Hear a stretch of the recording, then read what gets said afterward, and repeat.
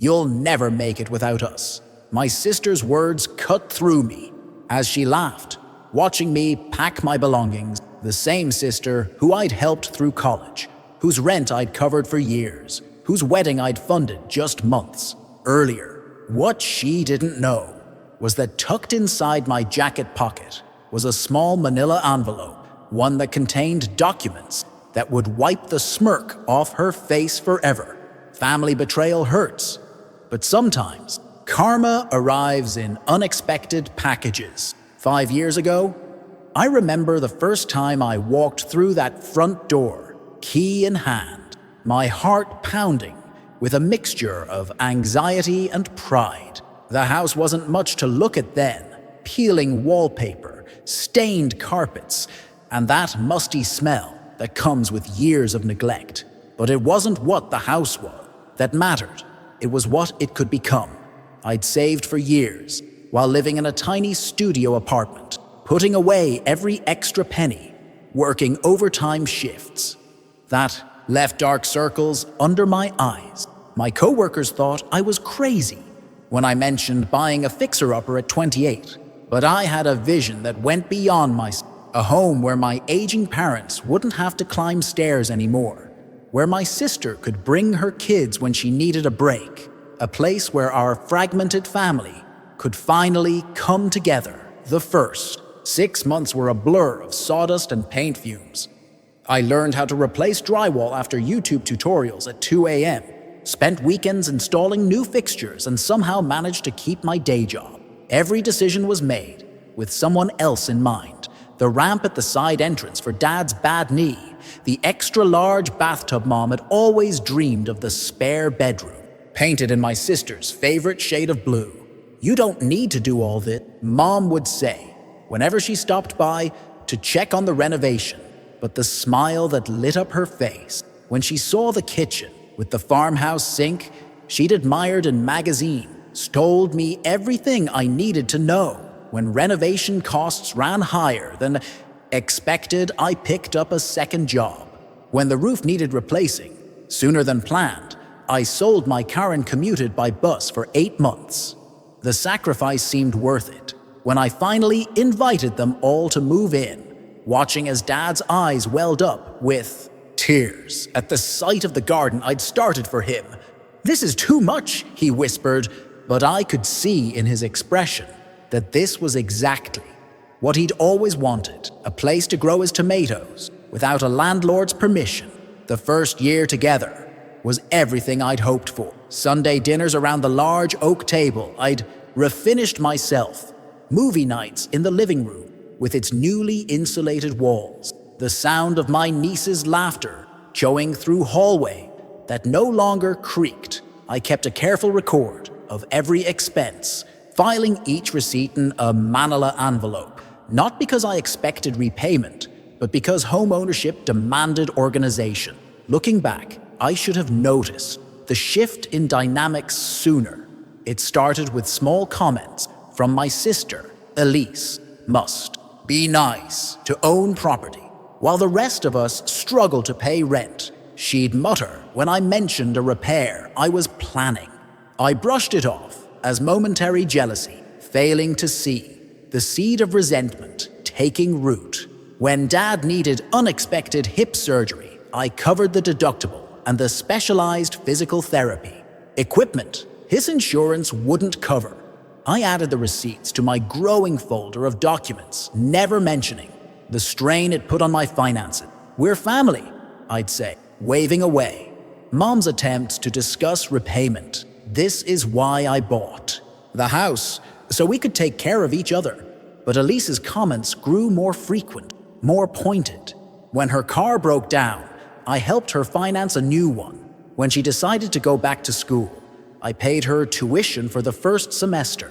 Each time she'd express gratitude, initially, then gradually, begin complaining about feeling indebted despite my assurances that these weren't loans, but gifts.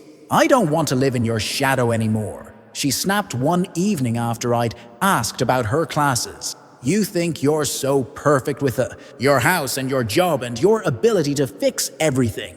The evening my parents celebrated their 40th anniversary, I overheard a conversation from the kitchen.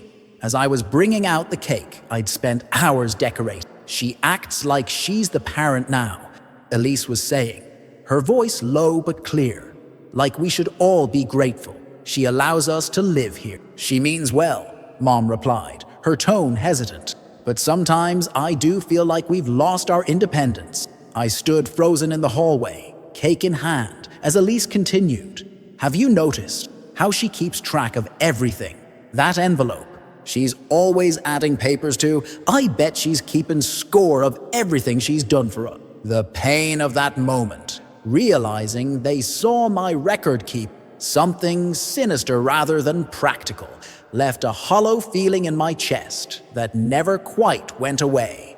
As months passed, Elise's influence over our parents grew stronger. When I'd come home late from work, they'd already have eaten dinner without me, something that had never happened before. Small decisions about the house were made in my absence. My suggestions were met with resistance that hadn't existed previously. Once, I found Elise in my home office, the manila envelope in her hands. "Just looking for the property tax statement," she said quickly, sliding it back into the desk drawer. Mom was asking about it.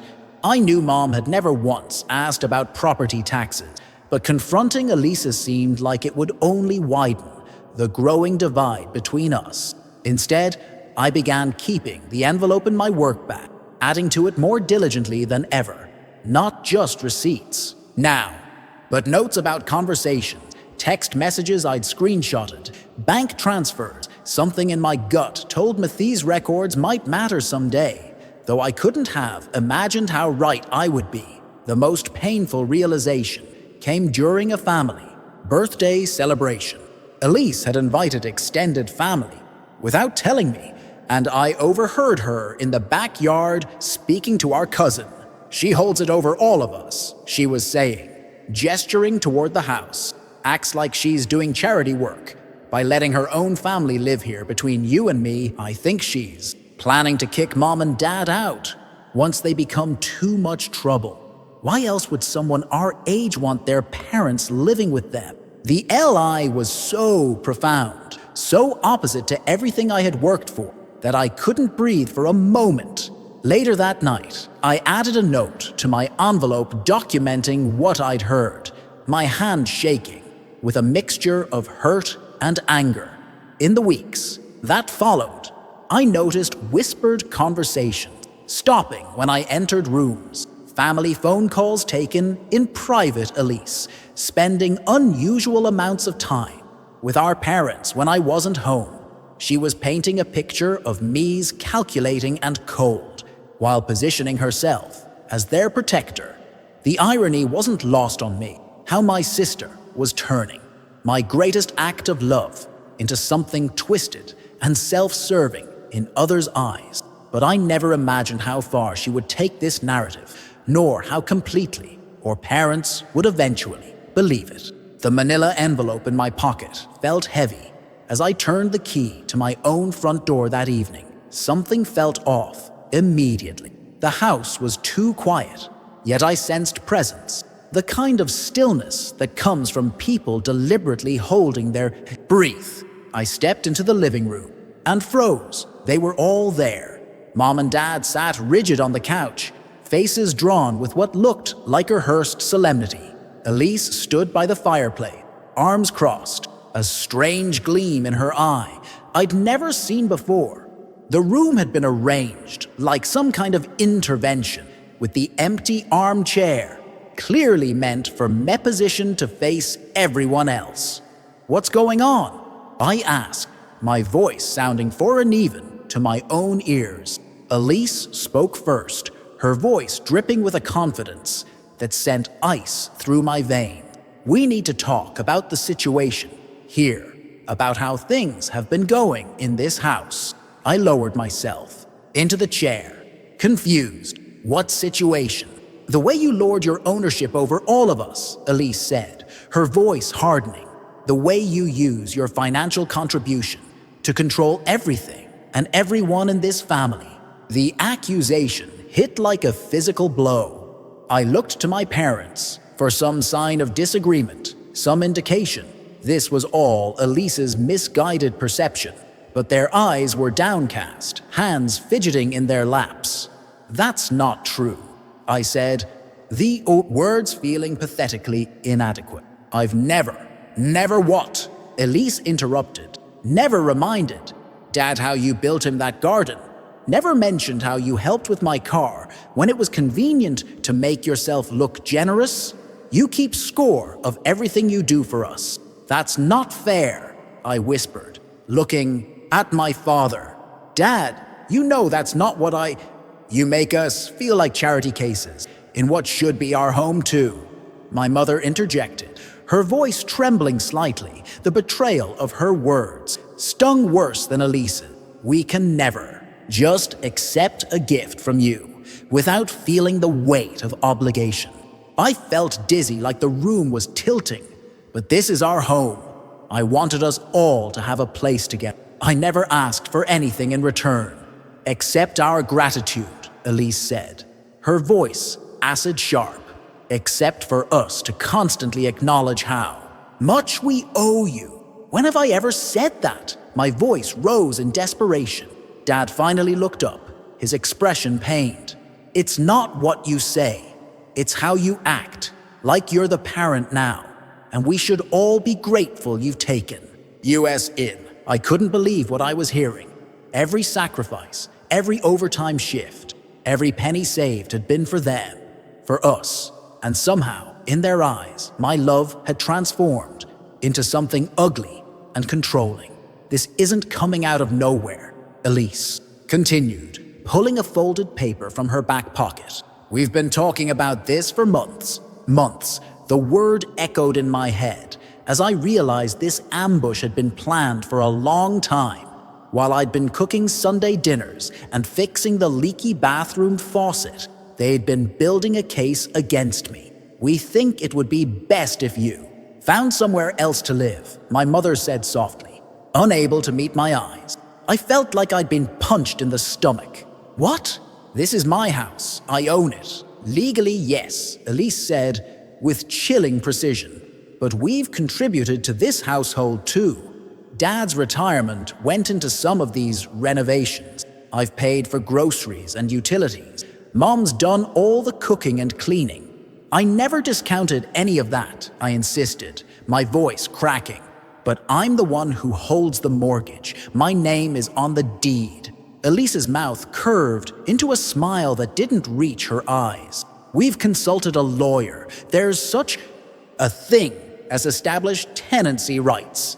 And if you try to force us out, we're prepared to take legal action for all our contributions." "Legal action?" I repeated numbly. "Against me? Your own family?" Something shifted in Elise's expression then, a flash of something almost like satisfaction. She was enjoying this. The realization hit me with stunning clarity. My sister wanted me gone. She had orchestrated this entire scenario. When I tried to speak again, to reason with them, Elise simply laughed, a short, dismissive sound that cut deeper than any knife could have. "You've always thought you were better than us," she said, "always so responsible, so put together. The perfect daughter who rescued the whole family. We're tired of living in your shadow, of feeling like we owe our happiness to your generosity." I turned to my parents, searching their faces for any sign of the love I thought we shared. "Is this really what you want? After everything?" My father looked away. My mother dabbed at her eyes with a tissue, but said nothing. "You have until the end of the week," Elise stated flatly. "Take your personal belongings and find somewhere else to stay." I stood up, legs trembling beneath me. "This is insane. You can't just—" "We can, and we will," Elise interrupted. "Unless you want a legal battle that airs all our dirty family laundry. I'm sure your workplace would love to hear about it. Didn't you just get that promotion you were so proud of?" The threat was clear. My reputation, my career, my life, all of it was in jeopardy. And for what? For loving my family too much? For trying to provide security? I walked to my bedroom in a daze, pulled out a suitcase, and began throwing in clothes without seeing them. Photographs, toiletries, a few books. What does one pack when their entire life is being stripped away? I could hear them murmuring in the living room, occasional laughter drifting down the hallway. When I emerged with my hastily packed suitcase, Elise was leaning against the wall, outside my bedroom, watching me with that same satisfied smirk. "You know, I never thought you'd give up so easily," she said. "All that talk about family sticking together, and look at you, running away at the first sign of conflict. This isn't conflict, Elise. This is ambush and theft." She laughed again, that same dismissive sound, always so dramatic. "Face it, you'll never make it without us. Your whole identity is wrapped up in being our savior. Who are you without that?" I couldn't answer. I walked past her, past my parents, who still sat in silence, and to the front door. My hand reached for the knob, then paused. "I hope this house brings you all the happiness you think I've been keeping from you," said quietly, not turning around to see their faces one last time. As I stepped outside and pulled the door closed behind me, I felt the weight of the manila envelope in my pocket. Just a simple collection of papers I'd accumulated over the years, yet suddenly it felt like the only real thing he had left in the world. 3 days after leaving my home, I found myself staring at the first unauthorized charge on my credit card statement while sitting on Sarah's lumpy couch. Dinner for 3 at La Maison Elise's favorite restaurant. The betrayal I had felt walking out that door was just the beginning of what would become a systematic dismantling of everything I'd built. Sarah's one-bedroom apartment wasn't meant for 2 people. Her generosity in offering me her couch was the only thing keeping me from a hotel I couldn't afford. Every night I'd pull out that manila envelope from my backpack, place it on the coffee table, and stare at it until sleep finally came. Something inside me wasn't ready to confront what those papers represented. "You barely touched your coffee," Sarah noted one morning before heading to work. Dark circles had formed under my eye. After another restless night. "I've got extra keys if you need to come back." During lunch, work had become a fog. My performance review should always been stellar, but now I found myself missing deadlines and zoning out during meeting. My boss had pulled me aside twice already, concern etched across his face. I promised to do better, while knowing I couldn't focus on anything beyond my family's betrayal. The unauthorized charges continued appearing. A grocery delivery service I'd never used, a streaming subscription, upgraded to the premium family plan. Small amounts at first, $45 here, $17 there, but they accumulated quickly. When I called the credit card company to dispute the charges, they informed me that these purchases were made with my saved card information on accounts I had previously authorized. "Your sister is still listed as an authorized user on 2 of your accounts," the customer service representative explained. I had forgotten completely. Years ago, when Elise was between jobs, I had added her to help her rebuild her credit. Another act of goodwill transformed into a weapon against me.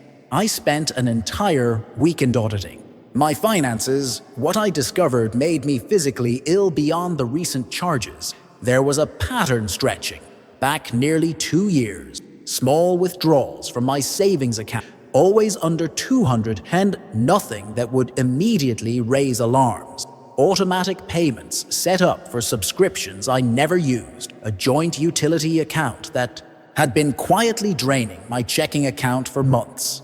One Friday evening, after a particularly grueling week, I found myself driving past my house, slowing down to see the lights on inside. Through the living room window, I could see them all gathered around the television, eating takeout from my favorite Chinese restaurant. The normality of it struck me like a physical blow.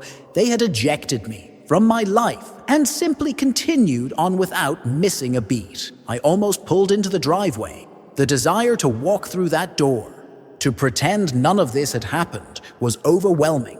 Perhaps if I apologized for whatever perceived transgression had earned their wrath, things could go back to normal. The thought lasted only moments before I remembered Elise's smirk as I'd packed my belongings. Memory after memory surfaced as I drove away. Elise's graduation party 5 years ago, where she'd announced her plans to backpack through Europe. Plans I later discovered were funded through a loan from our parents that was never repaid. The down payment for her first apartment that I'd provided when she claimed the landlord was demanding cash up front. The endless cycle of financial emergency that always seemed to coincide with her wanting something new. "You know what your problem is?" Sarah said one evening as I recounted another memory of financial support. "You've been so busy documenting what you've given that you never noticed what they were taking." She wasn't wrong. As I dug deeper into my financial records, I began to see the outline of something I'd been blind to while living in the middle of it. The casual way Elise would ask to borrow my credit card for gas, then return with shopping bags. How my mother would suggest help out with utilities, despite my already covering the mortgage. The pattern of guilt that followed any hesitation on my part to provide financial assistance. 3 weeks into my exile, I received a text from my father. "Your mother misses you. Maybe we could talk." For a moment, hope fluttered in my chest. Then came the follow-up. Also, the property tax bill arrived. "Where did you keep the checkbook for the house account?" That night, I couldn't sleep. Sarah's gentle snoring from her bedroom provided the soundtrack to my racing thoughts. At 3 a.m., I finally reached for the manila envelope. I didn't open it yet, just held it, feeling the weight of all those careful records I'd kept. What had started as simple financial organization had unconsciously become evidence of something much darker. The next morning, I called in sick to work and set up an appointment with my bank. Revelations came quickly and brutally. My parents had withdrawn nearly $15,000 from a joint account I'd set up years ago to help manage home repairs. Elise had taken out a store credit card in my name using my personal information. A card now maxed. OTTS. $3,000 limit automatic transfers had been established from my savings to my father's checking account. $300 every month for the past year and a half. "This is financial abuse," the bank manager said quietly, sliding a pamphlet across the desk. "We see this more often than you'd think, especially with family members." The term hit Malik a thunderbolt abuse. I had never considered myself a victim of anything, let alone abuse. But looking at the evidence spread before me, the systematic exploitation of my finances, the emotional manipulation that had kept me compliant, the ultimate ejection from my own property, there was no other word for it. That evening, I finally opened the manila envelope, spreading the contents across Sarah's coffee table. I began to organize them chronologically. Bank statement, text messages I'd screenshotted, emails about financial arrangements, property records. What I had thought was just orderly record keeping revealed itself as something far more valuable, irrefutable evidence. I stayed up all night, creating a spreadsheet, documenting every unauthorized transaction, every loan never repaid, every financial promise broken. The total made me gasp. Over $47,000 in the past 3 years alone, not including the current mortgage payment and the house I wasn't allowed to enter. "What are you going to do?" Sarah asked the next morning, surveying the paper battlefield on her coffee table. For the first time since leaving my home, I felt something other than despair. A calm clarity washed over me as I gathered the document back into the envelope. That calm clarity wasn't just emotional, it was the recognition of power shifting back into my hands. What started as simple record keeping had transformed into something my family never expected. A paper trail that would expose years of exploitation. Spread the contents of the manila envelope across Sarah's coffee table, arranging them in chronological order. The documents told a story more damning than I had realized. I began separating the papers into categories: property records on one side, bank statements in another pile, and a thick stack of receipts and loan agreements with familiar signatures in the center. Text messages I'd printed and emails I'd saved completed the collection. Each item alone might seem inconsequential, but together they formed an undeniable pattern of systematic financial abuse. The property deed caught my eye first. My name alone was the legal owner, despite my father's frequent claims about his investment in the home. Next to it sat the original mortgage approval, showing I'd qualified based solely on my own credit and income. I had even documented the conversation where my father had offered his retirement funds as a gift for renovations, not as a claim to ownership as he now suggested. It was strange seeing everything laid out this way.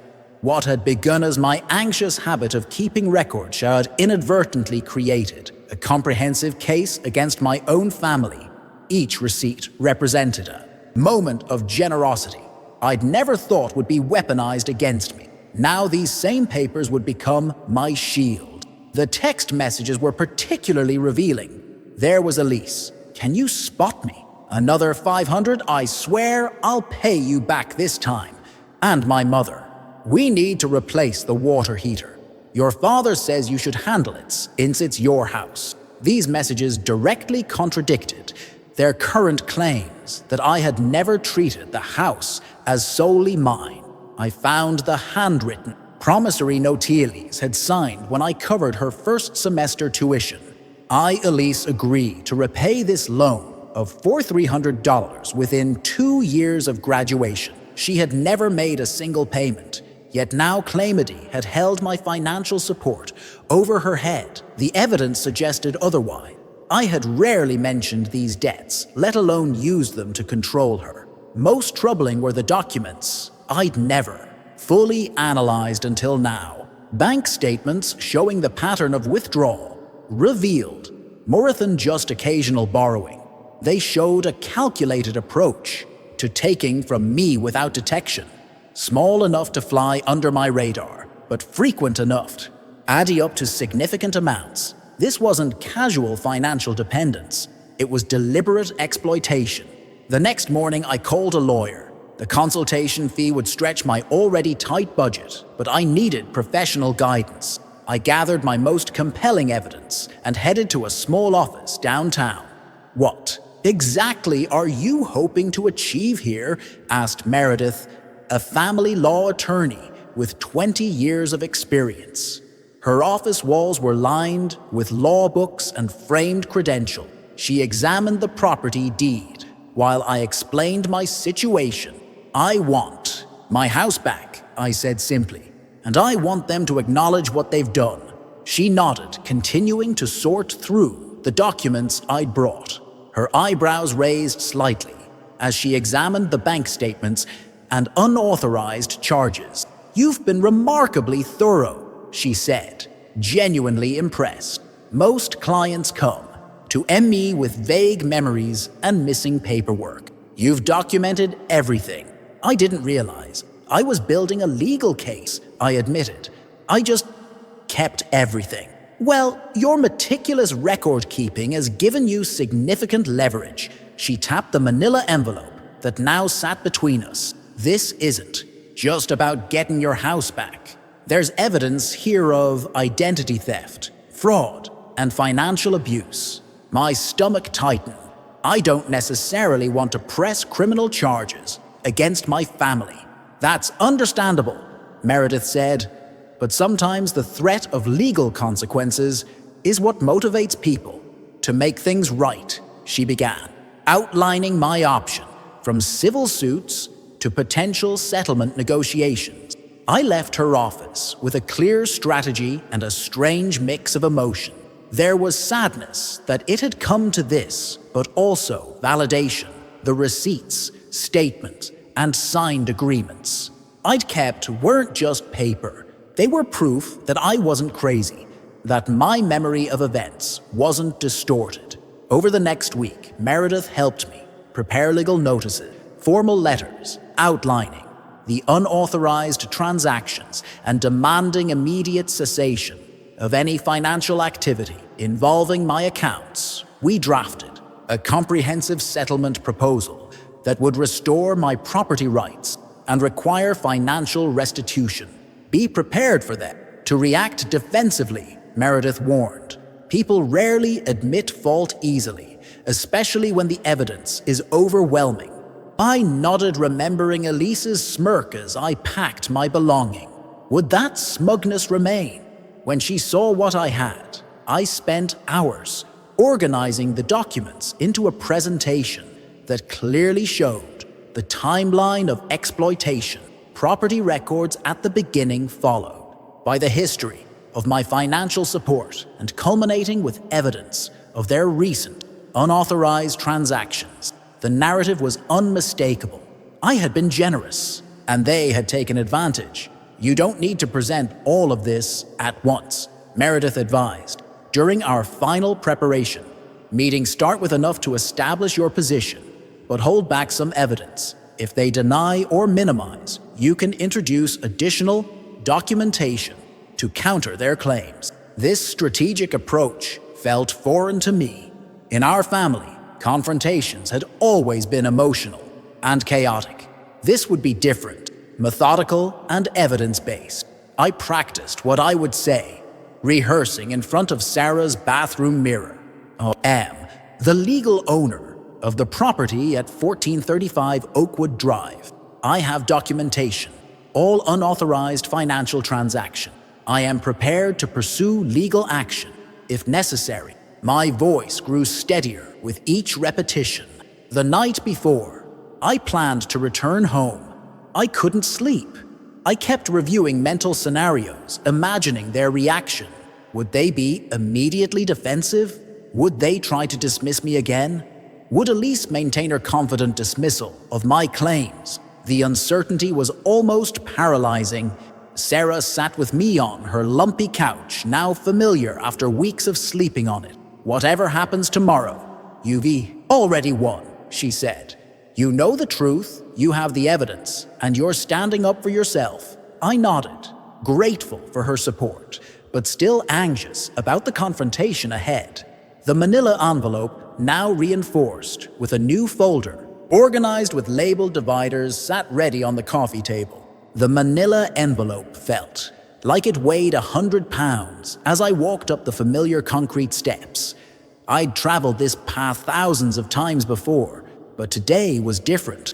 Today, I wasn't arriving as the dutiful family member who provided everything, asked for nothing. Today, I was arriving as someone who knew their worth. My knuckles barely grazed the door when it swung open. My mother stood there, her expression cycling rapidly through shock, confusion, and finally settling on a cautious smile. "Oh, we weren't expecting you," she stammered, her eyes darting nervously behind her. "I know," I replied, my voice steadier than it had been in weeks. The tremor that had plagued me since the night they'd kicked me out was gone, replaced by a calm certainty. "May I come in to my house?" The emphasis on the last two words wasn't lost on her. She stepped aside without argument, something that would have been unthinkable 3 weeks ago. The living room fell silent as I entered. Dad sat in his recliner, newspaper lowering slowly to revealed widened eyes, and there was Elise, sprawled comfortably on the couch I'd paid for, scrolling through her phone. She looked up, and for a split second, genuine surprise registered on her face before that familiar smirk returned. "Well, look who couldn't make it on their own, after all," she said. But her voice lacked its usual confidence, her eyes fixed on the manila envelope clutched in my hand. didn't respond to her taunt. Instead, I walked directly to the dining table and pulled out a chair. The sound of it scraping against the hardwood floor seemed to echo in the tension-filled room. "We're actually about to head out," my father suddenly announced, standing up. "Perhaps another time would be better for whatever this is." "Sit down, Dad," I said quietly. Not a request, not a plea, a statement. And to my amazement, he did. I placed the envelope on the table and smoothed my hand over it, feeling the outline of the reinforced dividers inside. My appearance wasn't lost on them either. Gone were the sweatpants and unwashed hair of my hasty departure. I'd taken extra care today. Pressed shirt, styled hair, a composure born from certainty rather than desperation. "What's with the dramatic entrance?" Elise asked, though. She remained rooted to the couch, her previous offer to leave seemingly forgotten. "And what's in the envelope? Your sob story?" My mother took a seat beside my father, her hands fidgeting in her lap. "Honey, if you've come to apologize and work things out, we're willing to listen, but I'm not here to apologize," I interrupted, opening the envelope with deliberate slowness. "I'm here to set the record straight." The first document I removed was a certified copy of the property deed with my name, clearly visible as the sole owner. I placed it on the table and slid it toward them. "Let's start with the basics. This is my house, legally, financially, in every way that matters." Elisa scoffed and finally stood up, making her way to the table. "We know you bought the house. That's why you've been lording it over us." "I haven't been lording anything," I said, cutting her off with a calmness that visibly unsettled her. "I've been providing a home for my family, a family who, as it turns out, has been systematically taking advantage of me." My father's face flushed red. "Now wait just a minute." The next document I pulled out-silenced him. Bank statements highlighting transfer to his account circled in red, dated every month for the past 18 months, $300 each time. Interesting pattern, wouldn't you say? Especially since I never authorized these transfers. My mother's hand flew to her mouth. My father's expression hardened, but the color draining from his face told me everything I needed to know. "That was just to help with household expenses," he said weakly. "You never complained before." "Because I didn't know," I replied, placing another document on the table. Just like I didn't know about this. The credit card statement with La Maison's charge stared up at all of us. Elise shifted uncomfortably. "A celebration dinner?" I asked, "for successfully kicking me out of my own home." "You're blowing this out of proportion," Elise said, but her voice had lost its edge. Her eyes kept darting to the envelope, which was still clearly full of papers. "Am I?" I removed more documents, placing them in a neat row across the table. Store credit card append in my name, maxed out streaming, services, grocery, delivery. All after you told me I needed to leave because I was, what was it? Controlling you with money? The silence was deafening. My mother wouldn't look at me. My father stared at the documents, his jaw working back and forth. Elise took a step back from the table. "This is ridiculous," she said, but her voice cracked slightly. "You can't just come in here and accuse us." "I'm not accusing," I said, my voice remaining level. "I'm stating facts, facts that my lawyer found very interesting." The word, lawyer, landed like a stone in still water. The ripples of reaction were immediate, fear flickering across my father's face, my mother's sharp intake of breath, and most satisfyingly, the complete dissolution of Elise's smirk. "You went to a lawyer?" my mother whispered. "What did you expect me to do?" I asked, genuinely curious. "You kicked me out of my own home. You continued to use my accounts without permission. You took out credit in my name. Did you think I would just disappear?" Elise lunged forward suddenly, reaching for the papers, but I was quicker. I gathered them back into the envelope and held it against my chest. "Don't worry," I said. There are copies, multiple copies in multiple locations. What do you want? My father finally spoke, his voice hollow. I allowed myself to really look at him, the man who had once been my hero, now slumped in defeat at the prospect of being held accountable. What I want, I said slowly, is for all of you to understand exactly what you've done, and then we're going to discuss terms. Terms? Elise repeated, her voice barely audible. I nodded and pulled out another document, this one a formal letter drafted by Meredith. I think you'll find them quite reasonable considering the alternative could include criminal charges for identity theft and financial fraud. The color completely drained from Elise's face as I slid the paper toward her. This is just the beginning of our conversation, I said, feeling no joy in their distress, but a profound sense of justice finally taking shape. There's much more in this envelope. Every unauthorized transaction, every dollar taken, every lie told. What my family didn't realize as they stared at that envelope was that I hadn't just documented their theft. I'd mapped the precise architecture of their betrayal down to the penny, and the foundation of their comfortable lives was about to collapse. Beneath them, I began with the property deed. This certified document confirms I am the sole legal owner of 1435 Oakwood Drive, I explained, my voice steady despite the trembling in my hands. I qualified for this mortgage based entirely on my own income and credit score. My father's face reddened. I invested in this house, he insisted, pounding his fist on the table. Actually, Dad, I continued, sliding forward a spreadsheet. Your investment, as you call it, was $8,700 for specific renovations. I documented each contribution, which I appreciated, but that doesn't constitute ownership.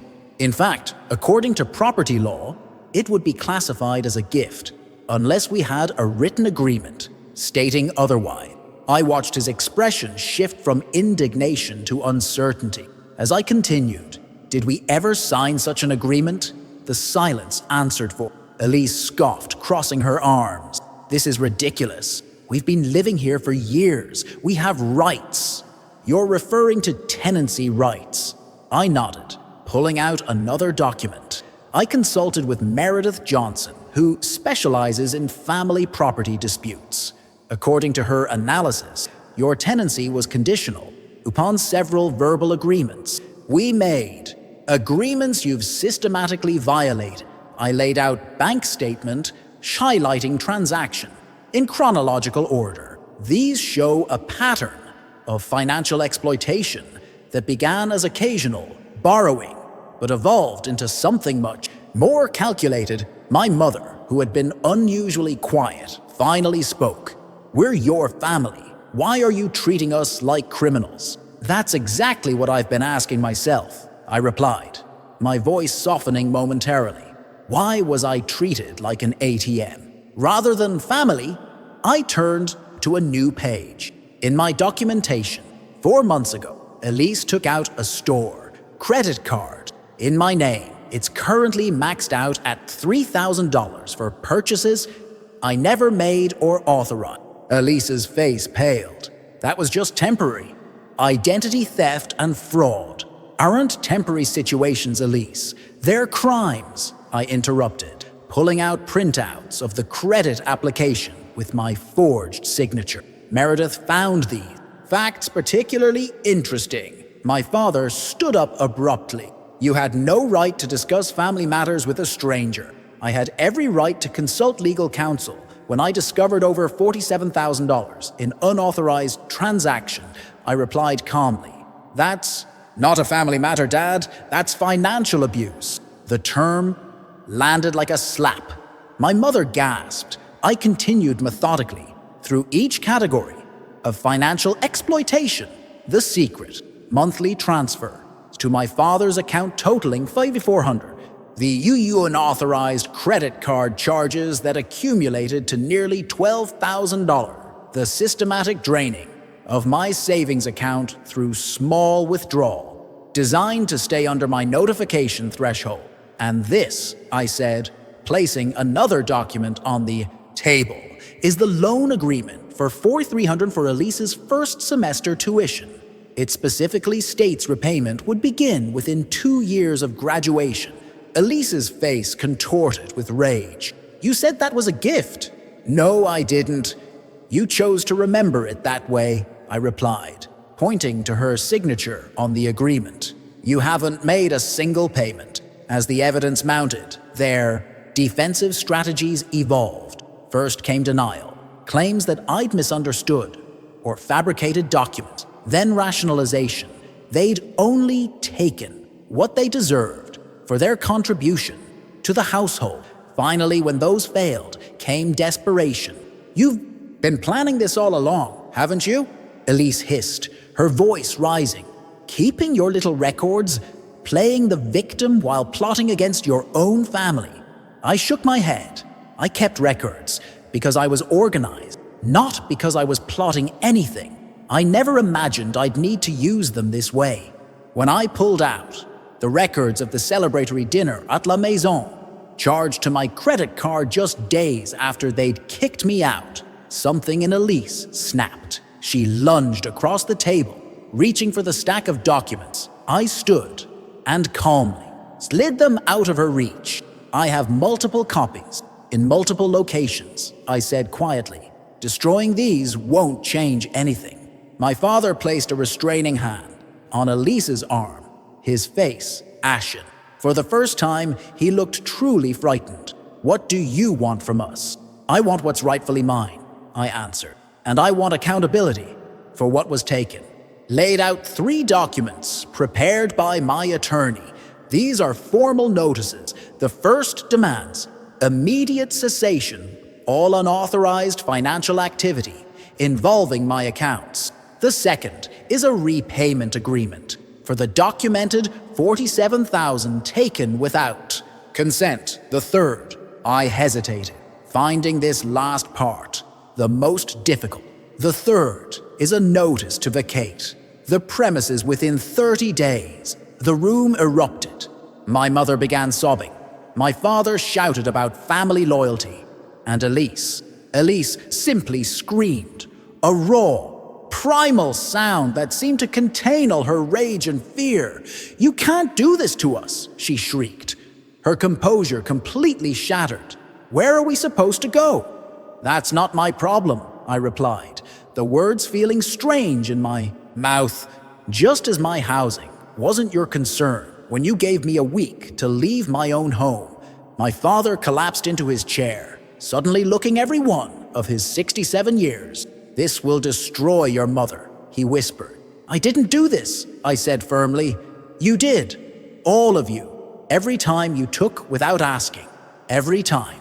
You forged my signature every time you treated my property as your entitlement. The silence that followed was punctuated only by my mother's quiet sobs. My father stared blankly at the tabletop. The fight drained from him. Elise stood frozen, her face a mask of shock and dawning horror as she finally grasped the magnitude of their vulnerability. You don't have to sign these today, I said, gathering the documents back into the envelope. You have 48 hours to review them with your own attorney if you wish. But understand this, if you choose not to comply voluntarily, I'm prepared to pursue legal remedies available to me, including criminal charges where applicable. I stood up, envelope in hand. The power dynamic had completely reversed. Where once they had made me feel small and powerless in my own home, they now sat diminished before me, confronted with the irrefutable evidence of their betrayal. Standing in that moment of reversed power, I realized the justice system offered something family never did: consequences proportional to action. With the evidence arrayed before them, my terms were non-negotiable and delivered with a calm he hadn't felt in months. I want full financial restitution of the $47,000 you took from me, I said, making eye contact with each of them. I want acknowledgement of what happened here to the extended family, and I want you all out of my house within 30 days. The kitchen fell silent except for Elise's rapid breathing. My father was the first to speak, his voice taking on the negotiator tone he'd used throughout my childhood. Now listen, we can work something out between us. This doesn't need to involve outsiders, he said, reaching across the tables as if to gather the documents. I placed my hand firmly on the stack. This stopped being a family matter.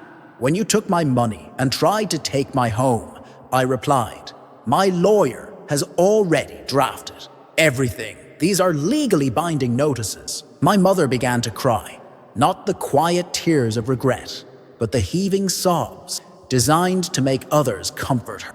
I'd seen this performance before, at family gatherings, when conversations didn't center on her, when restaurant servers made minor mistakes. This time, I simply waited for it to pass. Elise's approach pivoted from shock to bargaining. What if we just pay back half? We're family. You wouldn't really put your own parents out on the street, would you? The audacity was breathtaking.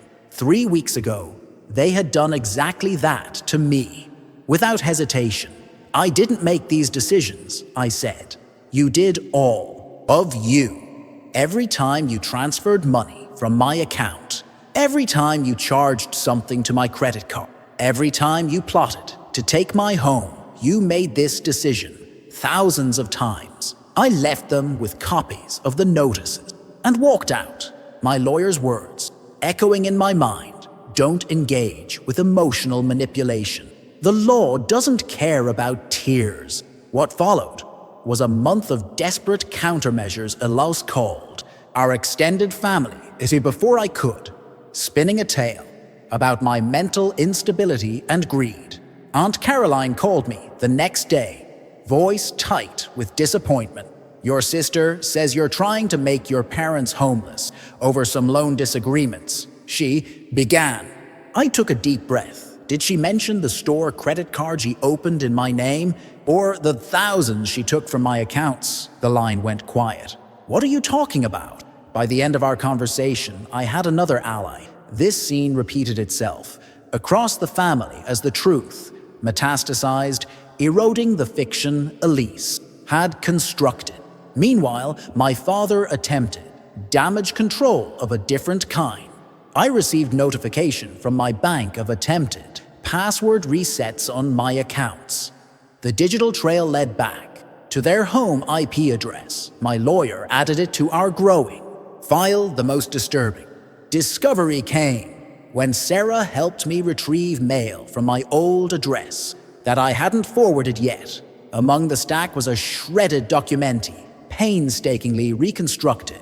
My original property deed, a failed attempt to destroy evidence that only strengthened our case. My parents missed the first deadline for financial restitution, forcing us to move forward with formal charges. The district attorney reviewed the evidence with particular interest in the credit card. Fraud identity theft carries serious penalties, even between family members. This is one of the more comprehensive cases of financial exploitation I've seen, the DA told me during our initial meeting, especially the deliberate pattern of keeping transactions under alert thresholds. That demonstrates premeditation. The court date arrived 73 days after I'd stood in my kitchen with the envelope. The county courthouse felt impossibly large as I walked up its stone steps, Sarah beside me for moral support. Inside, I caught my first glimpse of my family since serving the notices. My father had aged a decade in 2 months. My mother sat rigidly beside him, refusing to make eye contact. Elise, however, stared directly at me, her expression a mixture of defiance and fear that struck me as oddly childlike. The proceedings moved faster than television had led me to expect. The judge, a woman in her 60s with silver-framed glasses, reviewed our documentation with methodical precision. The evidence of financial exploitation is substantial and concerning, she said. looking up from the file. Ms. Campbell, your documentation is exemplary. When my father's attorney attempted to characterize the money as informal family loans, the judge cut him off. Loans require consent from both parties, she said flatly. These were unauthorized withdrawals, plain and simple. The ruling came down like a hammer. Full restitution of the $47,000 plus interest, a restraining order against Elisa preventing her from coming within 500 feet of me or my property, and 30 days for my parents to vacate my home. Additionally, Elise would face separate criminal charges for the credit card fraud, carrying potential jail time. As we stood to leave, my mother finally met my eyes across the courtroom. Her expression wasn't rage or sorrow, but something I'd never seen before. Recognition. For perhaps the first time, she was seeing me as a separate person, with boundaries that mattered. The week after the ruling, money began appearing in my accounts, first in large chunks from my parents' retirement fund, then smaller amounts as Elise liquidated possession. The debt wasn't fully repaid, but the judge had established a payment plan. Hay couldn't escape. 35 days after the court date, I returned to 1435 Oakwood Drive with a locksmith and Sarah. The house stood quiet and mostly empty. Parents had taken furniture, but left behind the weight of their presence. In the kitchen, a single envelope sat on the counter, not manila, but white, containing a short note in my father's handwriting. We didn't understand what we were doing. To you, no apology, just an acknowledgement. It was more than I'd expected and less than I deserved. Is it weird being back? Sarah asked it. We walked through the rooms. It doesn't feel like coming home yet, I admitted, but it will.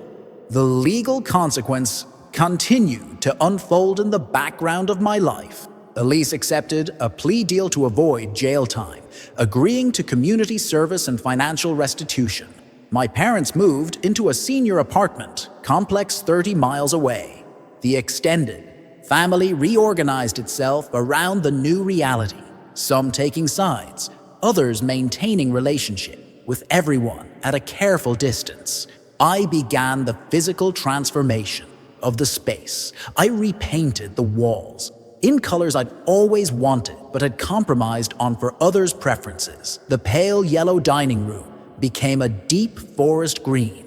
The beige living room transformed into a serene blue. Each stroke of the brush felt like reclaiming territory, not just from my family, but from the version of myself who had prioritized their comfort over my own authenticity. My Aunt Rebecca, my father's sister, arrived unannounced one afternoon while I was installing new bookshelves. We're worried about you, she said, standing awkwardly in the entryway. Your parents are devastated. Elise is a mess. Don't you think you've made your point? Her words revealed how the narrative had been reshaped in my absence. I was the vindictive one who needed to forgive, not the victim who deserved protection. I appreciate your concern, I told her, but this isn't about making a point. This is about creating a safe life for myself. When she insisted family should forgive each other anything, I walked her to the door and gently but firmly explained my new boundary: visits required invitation and respect for my decisions. The look of shock on her face showed me how revolutionary this simple act of self-protection appeared to those accustomed to my compliance. Despite the restraining order, Elise found ways to reach out. First came angry emails, accusing me of destroying the family. When those went unanswered, text messages from unknown numbers arrived, alternating between hostile accusations and desperate pleas. You've always been so selfish, one read a week later. I miss you. I didn't mean for things to go this far. Eventually came the conditional apology. I'm sorry if you felt hurt.